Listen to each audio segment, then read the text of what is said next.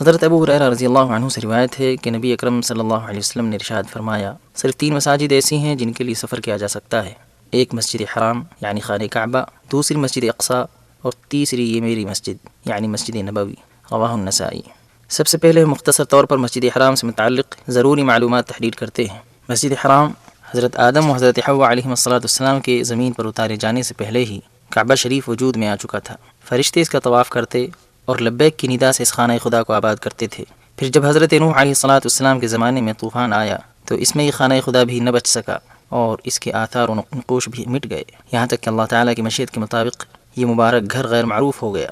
پھر وہ وقت آیا جب اللہ تعالیٰ نے انسانیت کی ہدایت کا فیصلہ فرمایا اور حضرت ابراہیم علیہ السلام کو حکم دیا کہ اپنی بیوی ہاجر کو اور شیرخوار بیٹے اسماعیل کو اس مکے کی وادی میں چھوڑ دیں جہاں پر باد و بوش کا نام و نشان بھی نہ تھا، صرف ایک بے آب و گیاہ وادی تھی۔ چنانچہ حضرت ابراہیم علیہ السلام نے ان کو اس وادی میں لا کر چھوڑ دیا اور واپسی میں ثنیۃ الوداع کے مقام پر آ کر یہ دعا مانگی، ربنا انی اسکنت من ذریتی بواد غیر ذی زرع عند بیتک المحرم ربنا لیقیموا الصلاة فاجعل افئدة من الناس تهوی الیہم وارزقهم من الثمرات لعلهم یشکرون۔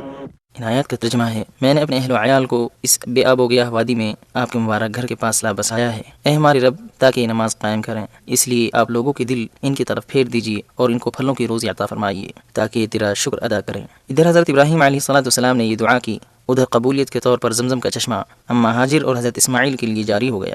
جب بہت سے قبیلوں کو اس مبارک چشمے کا علم ہوا تو وہ کشاں کشاں اس کے پاس آ کر آباد ہونے لگے۔ قبیلہ عمالقہ کو بی بی ہاجر نے قعقاعان کی چوٹی پر رہائش پذیر ہونے کی اجازت دے دی۔ دن گزرتے گئے اور اب وہ وقت آ گیا جب حضرت اسماعیل علیہ السلام جوانی کی دہلیز کو چھونے لگے۔ ماں کو بیٹے کی شادی کی فکر لاحق ہوئی اور پھر جلدی ہی انہوں نے قبیلہ بنی عمالقہ کے سردار کی بیٹی سے حضرت اسماعیل علیہ السلام کی شادی کر دی، جس کا نام عمارہ تھا۔ ایک اور قبیلہ جرہم بھی یہاں آ پہنچا اور اس نے جبل ابو قبیس کی چوٹی پر چاہے زمزم کے مشرق میں ثنیۃ الوداع کے مقام پر بود و باش اختیار کی۔ ابھی چند سال ہی گزرے تھے کہ اللہ تعالیٰ نے حضرت ابراہیم علیہ السلام کو حکم دیا کہ اس مبارک وادی کی زیارت کریں اور بیٹے و بیوی کی خیر خبر لیں۔ چنانچہ حضرت ابراہیم علیہ السلام تشریف لائے، بیٹی کی اہلیہ سے خیریت دریافت کی۔ اہلیہ کو یہ محسوس بھی نہ ہونے پایا کہ خیریت پوچھنے والے بڑے میاں سیدھے سادے الفاظ میں کیا پیغام دے کر جا رہے ہیں۔ حضرت ابراہیم علیہ السلام نے بہو سے فرمایا کہ اسماعیل جب آئیں تو ان کو میرا سلام کہنا اور کہنا کہ آپ اپنے دروازے کے چوکھٹ بدل دیں۔ چنانچہ بیوی نے یہ پیغام حضرت اسماعیل علیہ السلام کو پہنچایا۔ حضرت اسماعیل پیغام کا مطلب فوراً ہی سمجھ گئے کہ ابا جان کا حکم ہے کہ میں اس بیوی کو طلاق دے دوں۔ اس طرح انہوں نے اپنی اہلیہ کو طلاق دے کر اپنے سے جدا کر دیا۔ ادھر قبیلہ جرہم کو جیسے ہی یہ خبر ملی کہ حضرت اسماعیل علیہ السلام نے اپنی اہلیہ کو طلاق دے دی ہے، انہوں نے فوراً ہی حضرت اسماعیل کی شادی اپنے قبیلے میں کر دی اور اللہ تعالیٰ کے برگزیدہ نبی کی مصاہرت کا شرف حاصل کر لیا۔ اسی خاتون کے بطن سے پھر عرب کے قبائل اور اس کے سرداروں کی نسل کا سلسلہ جا ملتا ہے۔ ادھر اللہ تعالیٰ کی مشیت میں یہ فیصلہ ہو چکا تھا کہ اس کا گھر آباد ہو، چنانچہ اللہ تعالیٰ نے حضرت ابراہیم علیہ السلام کو بیت اللہ شریف کی جگہ کی نشاندہی کرائی، اس کی بنیادوں سے باخبر کیا۔ ارشاد باری تعالیٰ ہے، وَإِذْ بَوَّأْنَا لِإِبْرَاهِيمَ مَكَانَ الْبَيْتِ أَلَّا تُشْرِكْ بِي شَيْئًا وَطَهِّرْ بَيْتِيَ لِلطَّائِفِينَ وَالْقَائِمِينَ وَالرُّكَّعِ السُّجُودِ، جس کا ترجمہ ہے، اور جب ہم نے ابراہیم کو گھر کی جگہ بتائی اور حکم دیا کہ میرے ساتھ کسی کو شریک نہ کرنا اور میرے گھر کو طواف کرنے والوں اور قیام کرنے والوں اور رکوع و سجدے کرنے والوں کے لیے پاک صاف کرو۔ اس وحی کے بعد پیغمبر خدا حضرت ابراہیم اپنے بیٹے اسماعیل کو ساتھ لے کر بیت اللہ شریف کی تعمیر کے لیے اٹھ کھڑے ہوئے، اس کی حدود کو نمایاں کیا، جگہ کو پاک صاف کیا اور تعمیر کا کام شروع کر دیا۔ حجر اسود سے شمالی رکن تک طول کی مقدار 32 ہاتھ رکھی گئی اور رکن یمانی سے حجر اسود تک طول 20 ہاتھ متعین کیا، اونچائی 7 ہاتھ رکھی اور پھر حجر اسود کو اس کی جگہ پر نصب کیا۔ اس سے فارغ ہو کر 7 چکر طواف کے لگائے۔ اس کے بعد باپ بیٹے نے لوگوں کو اس مقدس گھر کی زیارت کی دعوت دینا شروع کی تاکہ ایک اللہ وحدہ کی عبادت ہو اور بت پرستی کی دنیا سے انسانیت کو چھٹکارا مل سکے۔ جیسے جیسے لوگوں نے یہ مبارک خبر سنی، شوق و مستی سے ان کے دل اللہ تعالیٰ کے اس مبارک گھر کی زیارت کے لیے بے چین ہو گئے اور حج کے لیے ایک دوسرے سے بڑھ چڑھ کر پیش قدمی کرنے لگے۔ اللہ تعالیٰ نے ارشاد فرمایا، وَأَذِّن فِي النَّاسِ بِالْحَجِّ يَأْتُوكَ رِجَالًا وَعَلَى كُلِّ ضَامِرٍ يَأْتِينَ مِن كُلِّ فَجٍّ عَمِيقٍ، اور لوگوں میں حج کا اعلان کرو کہ تمہاری طرف پیدل اور دبلے پتلے اونٹوں پر جو دور دراز سے چلے آتے ہوں سوار ہو کر چلے آئیں۔ اس مبارک گھر کی تولیت کی ذمہ داری تا حیات حضرت اسماعیل علیہ السلام نے نبھائی۔ پھر ان کی وفات کے بعد اس کی تولیت کی ذمہ داری قبیلہ جرہم نے اپنے کاندھوں پر لی۔ یہاں تک کہ تیسری صدی عیسوی میں جب یمن میں قوم سبا کی سد معارب کا سیلاب آیا تو یہ خانہ خدا تہس نہس ہو گیا۔ قبیلہ اسد و خزاعہ بھی شمال کی طرف ہجرت کرنے پر مجبور ہو گئے۔ قبیلہ خزاعہ نے مکے آ کر قبیلہ جرہم پر غلبہ حاصل کر کے ان کو مکے سے بھگا دیا۔ عمرو بن لحی نامی ایک شخص نے اللہ تعالیٰ کی دین حنیف کو بت پرستی سے بدل دیا۔ حاجیوں پر بتوں کے لیے قربانی فرض کی۔ طواف بیت اللہ کے ارد گرد تالی بجانے اور سیٹی بجانے کا نام رہ گیا تھا۔ ایک زمانے تک یہی حال چلتا رہا، یہاں تک کہ قصی بن کلاب بن مرہ طواف کے لیے آئے۔ یہ نبی اللہ حضرت اسماعیل کی نسل میں سے تھے۔ یہ 5ویں صدی عیسوی کی 5ویں دہائی کا واقعہ ہے۔ ان کو مکہ مکرمہ کے امور اور اس کی سرداری نصیب ہو گئی، جن سے پھر قریش کے عہد کا سلسلہ شروع ہوا اور قبیلہ قریش کی شاخیں مکہ مکرمہ کی وادیوں میں پھیلتی گئیں۔ ان کے کچی اینٹوں و پتھروں سے بنے گھروں میں شعر و شاعری کا چرچہ عام ہو گیا۔ کعبے کے آس پاس کی جگہوں کو قصی نے بیت اللہ کے لیے خاص کر دیا۔ یہ صحن کعبہ کے بقدر علاقہ تھا۔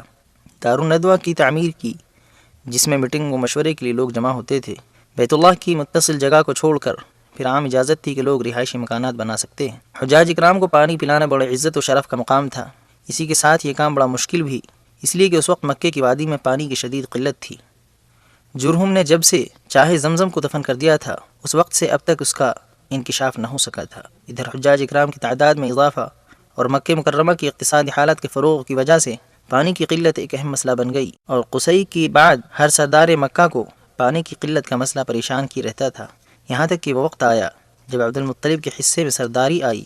چاہے زمزم کے متعلق معلومات و روایات معروف تھی ہی، اس لیے اب عبد المطلب نے اس کی تلاش شروع کی۔ اسی اثنا میں عبد المطلب نے خواب دیکھا کہ کوئی پکارنے والا ان کو چاہے زمزم کی نشاندہی کے لیے پکارتا ہے اور مکان معین کو کھودنے کے لیے کہتا ہے۔ چنانچہ عبد المطلب جیسے ہی بیدار ہوئے اس جگہ کی کھدائی شروع کرا دی جس جگہ کو خواب میں دیکھا تھا۔ اب کیا تھا، کھدائی کرتے کرتے چشمہ زمزم پھوٹ پڑا۔ حجاج اکرام اور تجارتی قافلوں کی آمد بکثرت ہوئی، جس کی وجہ سے 10-12 سال میں مکہ مکرمہ تجارتی مرکز بن گیا۔ جنوب میں یمن و حبشے کے آنے جانے والے قافلے یہاں سے ہو کر گزرتے۔ اسی طرح شمال میں روم و فارس کے تجارتی قافلوں کی یہی گزرگاہ تھی۔ یہی نہیں بلکہ مشرق میں ہندوستان سے تجارتی روابط شروع ہوئے تو مغربی سمت میں مصر و افریقہ کے ملکوں سے تجارتی لین دین کے معاملات مستحکم ہو گئے۔ گویا یہ تمہید تھی اشرف الانبیاء خاتم الرسل سیدنا محمد رسول اللہ صلی اللہ علیہ وسلم کے استقبال کی۔ سرور دو عالم صلی اللہ علیہ وسلم عام الفیل 571 میلادی میں اس دنیا میں جلوہ افروز ہوئے۔ مکہ مکرمہ کی پربہار فضاؤں میں آپ صلی اللہ علیہ وسلم کی نشوونما ہوئی، لوگوں سے آپ شناسا ہوئے اور لوگ آپ صلی اللہ علیہ وسلم سے متعارف ہوئے۔ آپ صلی اللہ علیہ وسلم اپنی شرافت و نیک طبیعت کی وجہ سے لوگوں کے محبوب بن گئے، امانت دار کہلائے۔ آپ صلی اللہ علیہ وسلم نے حضرت خدیجہ رضی اللہ عنہا سے شادی فرمائی۔ ابھی چند سال ہی گزرے تھے کہ توحید و رسالت کی امانت سے آپ کو سرفراز کیا گیا اور غار حرا سے نور توحید اور ملت اسلامیہ کی روشن تاریخ کا آغاز ہوا۔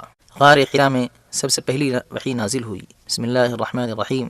اللہ تعالیٰ نے ارشاد فرمایا، اقرأ باسم ربك الذي خلق خلق الإنسان من علق اقرأ وربك الأكرم الذي علم بالقلم علم الإنسان ما لم يعلم۔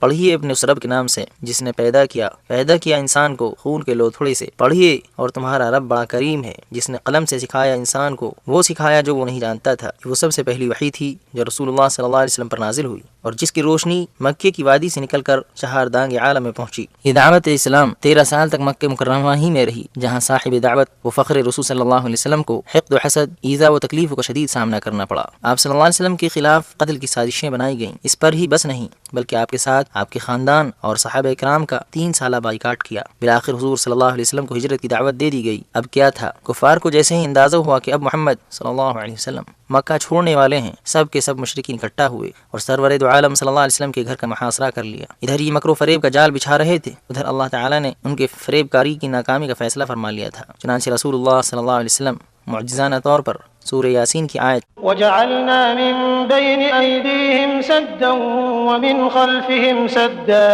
فأغشيناهم فهم لا يبصرون پڑھتے ہوئے ان کے اوپر پھونکتے ہوئے بحفاظت خداوندی ابو بکر رضی اللہ عنہ کو ساتھ لے کر مدینہ منورہ کے لیے روانہ ہوئے۔ مکہ مکرمہ سے مدینہ منورہ کا راستہ شمال کی طرف سے تھا، مگر احتیاطی طور پر آپ صلی اللہ علیہ وسلم نے مکے کی جنوبی سمت سے سفر شروع کیا۔ ثنیۃ الوداع کے مقام پر پہنچ کر آپ صلی اللہ علیہ وسلم نے اپنی جائے پیدائش اور محبوب شہر اور مبارک و مقدس خانہ خدا کو الوداع کہا۔ تقریباً 10 کلومیٹر کی مسافت طے کر کے جبل ثور کی غار میں بقصد آرام اور دشمن کی نظروں سے مختفی ہونے کے لیے قیام پذیر ہوئے۔ حضرت ابو بکر رضی اللہ تعالی عنہ کو رسول اللہ صلی اللہ علیہ وسلم کی زندگی کی شدید فکر لاحق رہتی تھی۔ آپ صلی اللہ علیہ وسلم حضرت ابو بکر رضی اللہ عنہ کو تسلی دیتے اور فرماتے، اے ابو بکر، تمہارا ان دو کے بارے میں کیا خیال ہے جن کا تیسرا ساتھی اللہ تعالیٰ ہو؟ اللہ تعالیٰ نے سورہ توبہ میں ارشاد فرمایا، إلا تنصروه فقد نصره الله إذ أخرجه الذين كفروا ثاني اثنين إذ هما في الغار إذ يقول لصاحبه لا تحزن إن الله معنا۔ اس کا ترجمہ یہ ہے، اگر تم پیغمبر کی مدد نہ کرو گے تو خدا ان کا مددگار ہے، اور وہ وقت تم کو یاد ہوگا جب ان کو کافروں نے گھروں سے نکالا، اس وقت دو ہی شخص تھے جب وہ دونوں غار ثور میں۔ اس وقت پیغمبر اپنے رفیق و ساتھی کو تسلی دیتے تھے کہ غم نہ کرو، خدا ہمارے ساتھ ہے۔ آپ صلی اللہ علیہ وسلم مدینہ تشریف لے آئے، مگر آپ کا دل برابر بیت اللہ شریف کی زیارت کے لیے مشتاق رہا۔ چنانچہ 6 سال بعد سن 6 ہجری میں آپ صلی اللہ علیہ وسلم 500 صحابہ اکرام کے ہمراہ عمرے کی غرض سے مکے کے لیے روانہ ہوئے۔ ساتھ میں تلوار کے علاوہ کوئی اسلحہ نہیں لیا۔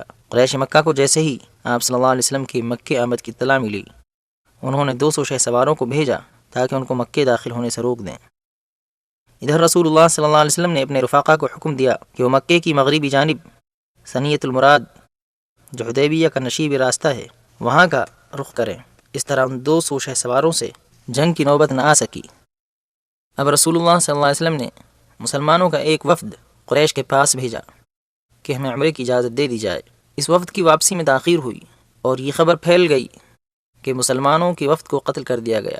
یہ خبر جیسے ہی ملی، رسول اللہ صلی اللہ علیہ وسلم نے حدیبیہ کے مقام پر ہی درخت رضوان کے نیچے مسلمانوں سے قریش سے جنگ کے لیے بیعت لی۔ تمام مسلمانوں نے اس بیعت میں حصہ لیا۔ جب قریش کو اس بیعت کا علم ہوا تو قریش کی آنکھیں کھلیں اور پھر قریش مکہ نے صلح کی پیشکش کی۔ رسول اللہ صلی اللہ علیہ وسلم نے اس پیشکش کو قبول فرما لیا اور مسلمان حدیبیہ سے واپس ہوئے، اس شرط پر کہ اگلے سال پھر عمرے کے لیے آئیں گے۔ اب 8ویں ہجری میں قریش نے عہد و پیمان توڑا، جس کی بنا پر رسول اللہ صلی اللہ علیہ وسلم نے 4 لشکروں کی تیاری کا حکم دیا۔ ایک لشکر مقدمے کے طور پر آگے روانہ کیا، دوسرے لشکر کو ہدایت تھی کہ وہ مکے کے نشیبی علاقے سے داخل ہو، تیسرے لشکر کو ہدایت دی کہ وہ مغربی سمت وعیکان پہاڑ کی چوٹی سے ہوتے ہوئے مکے میں داخل ہو، چوتھے لشکر کو حکم دیا کہ وہ جبل ہند کے سامنے سے ہوتے ہوئے مکے میں داخل ہو، نیز یہ حکم دیا کہ میرے لیے بیت اللہ کے سامنے ہی چوٹی پر علم گاڑ دیا جائے۔ بالآخر رسول اللہ صلی اللہ علیہ وسلم کو بغیر جنگ کے ہی فتح حاصل ہو گئی، امن و امان ہو گیا، خطرات کے بادل چھٹ گئے، بیت اللہ شریف کے حقیقی وارثین آ چکے تھے۔ مکہ مکرمہ توحید کی صداؤں سے گونج اٹھا، شرک و کفر کے جھوٹے خداؤں میں زلزلہ آ چکا تھا، مورتیاں لرزہ بر اندام تھیں۔ اب مکہ مکرمہ بت پرستی و شرک کی گندگی سے پاک ہو چکا تھا۔ کلمہ توحید لا الہ الا اللہ محمد رسول اللہ صلی اللہ علیہ وسلم کی صدائیں اب مکہ مکرمہ کی گلی کوچوں میں ضیاء پاشی کر رہی تھیں۔ حرم شریف کی حدود، جن کو حضرت جبریل علیہ السلام کی نشاندہی پر ابراہیم خلیل اللہ نے متعین کیا تھا، زمانے سے پامال ہو رہی تھیں، اب دوبارہ ان کی حرمت واپس آ گئی۔ غیر مسلموں کا داخلہ حدود حرم کے اندر ممنوع قرار دے دیا گیا۔ حرم کی حدود پر علامتی نشانیاں نصب کر دی گئیں۔ مکے کے شمال میں حرم کے حد تنعیم ہے، جس کا فاصلہ مکے سے 6 کلومیٹر ہے۔ شمال مشرق میں وادی نخلہ میں حدود حرم ہے، جو مکہ مکرمہ سے 14 کلومیٹر دور ہے۔ مکے کے جنوب میں ایک جگہ اضا ہے، یہاں پر حرم شریف کی حد ختم ہوتی ہے، اس کا فاصلہ مکے سے 12 کلومیٹر ہے۔ مغربی سمت میں حرم کی حد شمیسی کے مقام پر ہے، جہاں سے مکے کی مسافت 15 کلومیٹر ہے۔ مکہ مکرمہ کا ذکر قرآن پاک میں کئی ناموں سے آیا ہے۔